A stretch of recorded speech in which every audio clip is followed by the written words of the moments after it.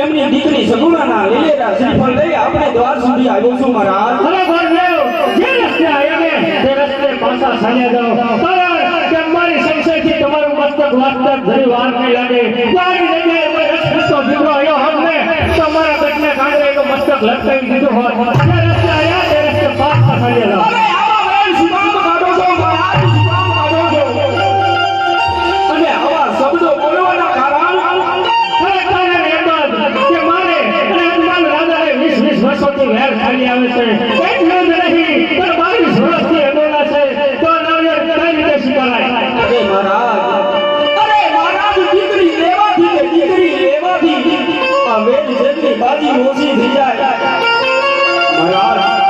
મહારાજ જો આજે હું તમારા આંગણેથી વિલે મોડે પાછો ગયો ને તો રાજા અજમલને એમ થાશે કે પડિયારો આમથી બેઠા ભલે વિચાર કરજો મહારાજ. શું વાત કરી રહ્યા છો ભરદેવ? તમે ઘણી વાર કે અંદર મારા રાજમહેલમાં બિરાજમાન થાઓ. મારા પ્રતાપને બોલાવી અને લીલોડા નાળિયેર ઝુલાવું છું. અરે પ્રતાપજી કુંવરને બોલાવો.